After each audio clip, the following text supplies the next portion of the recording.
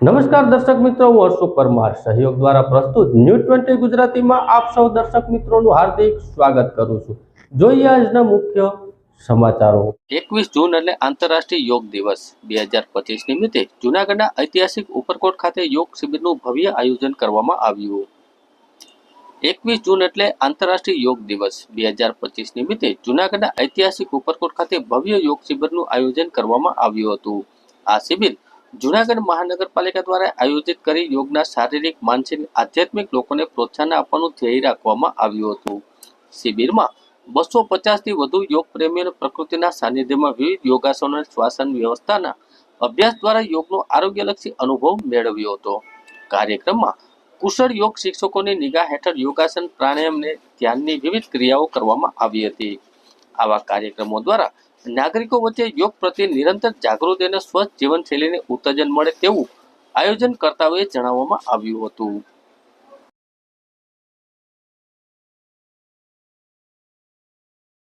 અમદાવાદમાં plane crash થયું, જેમાં 275 થી વધુ લોકો હોમાયા। મટિયાણા ગામના સરપંચ કચરાભાઈ રામભાઈ બોરખતરિયાએ આવી રીતે અનોખી રીતે શ્રદ્ધાંજલિ આપી।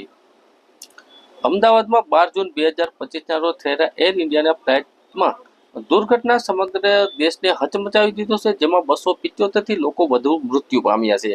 ઘટનામાં વિમાન સરદાર વલ્લભભાઈ પટેલ આંતરરાષ્ટ્રીય હવાઈ મથકથી લંડન જતું હતું। તે ટેક ઓફ થવાની થોડી જ સેકન્ડોમાં મેઘાણીનગર વિસ્તારમાં બીજે મેડિકલ હોસ્ટેલ ઉપર ક્રેશ થયું હતું। આ દુર્ઘટનામાં 241 મુસાફરો અને 34 જમીન પરના લોકો, જેમાં ડોક્ટર અને વિદ્યાર્થીઓનો સમાવેશ થાય છે, જેણે પોતાનો જીવ ગુમાવ્યો હતો। મટિયાણા ગામના સરપંચ કચરાભાઈ રામભાઈ બોરખતરિયાએ આ દુઃખદ ઘટના પર અનોખી રીતે શ્રદ્ધાંજલિ આપી છે। તેમના કોઈ સ્વજન આ દુર્ઘટનામાં સામેલ ન હોવા છતાં તેમના હૃદયમાંથી નીકળેલા શબ્દો ગામડાના સાદા માણસની સંવેદનશીલતા દર્શાવે છે। ખેતરમાં બેઠા બેઠા તેને આ ઘટનાનું દુઃખ પહોંચ્યું છે અને તેમના શબ્દોમાંથી સ્પષ્ટ થાય છે કે તેઓ આ ખોટને ઊંડે ઊંડે વ્યથિત થયા છે। શ્રદ્ધાંજલિમાં ભાવનાઓની ગહનતા અને સમુદાય પ્રત્યેની સહાનુભૂતિ ઝળકે છે, જેમાં તેમણે ભગવાનને મૃતકોની આત્માને સદગતિ આપવાની પ્રાર્થના કરી છે। આ ઘટનાને માત્ર અમદાવાદ પરંતુ સમગ્ર ગુજરાત અને દેશભરના લોકો હૃદયથી હચમચાવી દીધું છે। કચરાભાઈ જેવા લોકો આ સહાનુભૂતિ દર્શાવે છે કે ગ્રામીણ ભારતના લોકોમાં પણ માનવતા અને સમુદાયની એકતાની ભાવના કેટલી ગાઢ છે તે દર્શાવે છે। અમદાવાદથી પ્લેન ઉપડ્યું એ તો જાવા લંડન દેશ। અમદાવાદથી પ્લેન ઉપડ્યું એ તો જાવા લંડન દેશ। આજાજે હરખે ઈ બેસિયા એને ભરખી ગયો કાળ।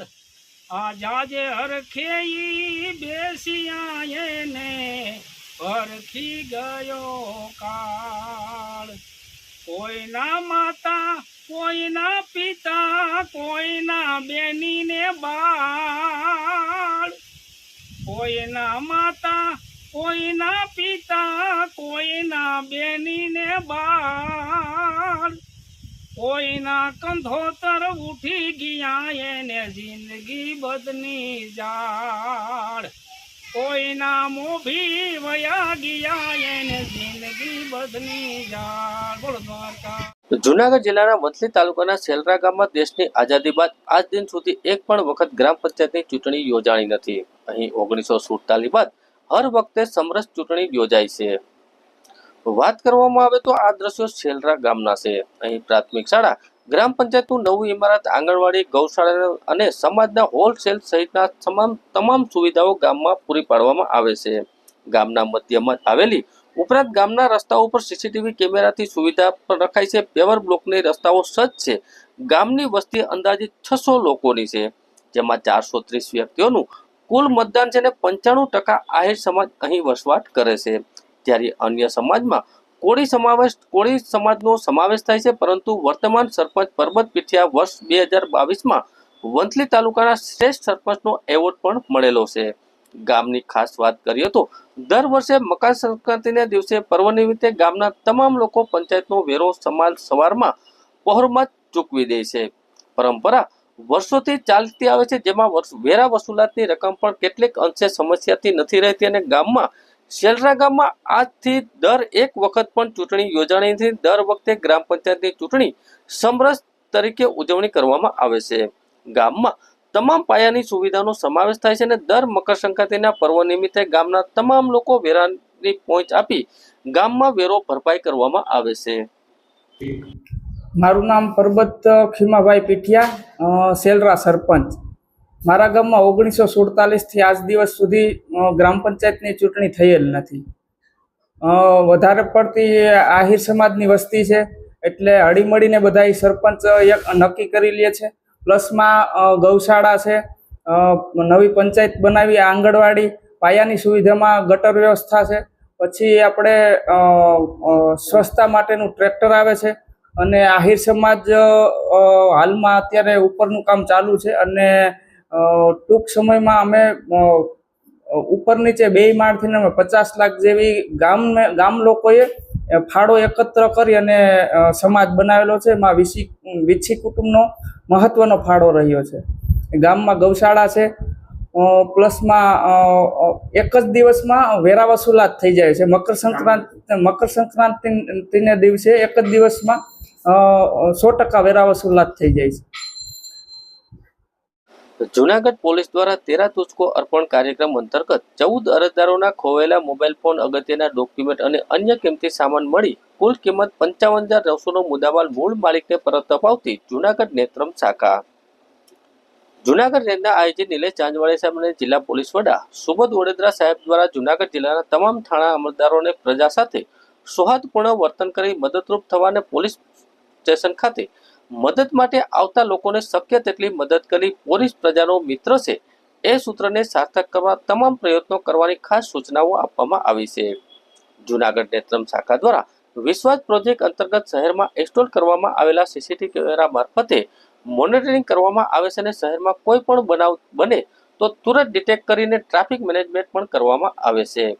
જૂનાગઢના ડીવાયએસપી મુખ્ય મથકથી એએસ પટણી સાહેબના માર્ગદર્શન હેઠળ નેત્રમ શાખાના પીએસઆઈ પ્રત્યેક મસૂર અને નેત્રમ શાખાના પોલીસ સ્ટાફ દ્વારા 14 અરજદારોના અલગ અલગ વિસ્તારમાં ગુમ થયેલા મોબાઈલ, 2 કેરીના બોક્સ, ઓઇલના નંગ, રોકડ રૂપિયા તેમજ કપડાં, ધાણાનું પોટલું, અગત્યના ડોક્યુમેન્ટ અને અન્ય કિંમતી સામાન મળી કુલ 55,900નો મુદ્દામાલ વિશ્વાસ પ્રોજેક્ટ અંતર્ગત ઇન્સ્ટોલ કરવામાં આવેલા સીસીટીવી કેમેરાની મદદથી શોધીને મૂળ માલિકને પરત અપાવી સુરક્ષા સાથેનું સેવાનું ઉત્તરદાયિત્વ નિભાવી પોલીસ પ્રજાનો મિત્ર છે એ સૂત્રને સાર્થક કરવામાં આવ્યું.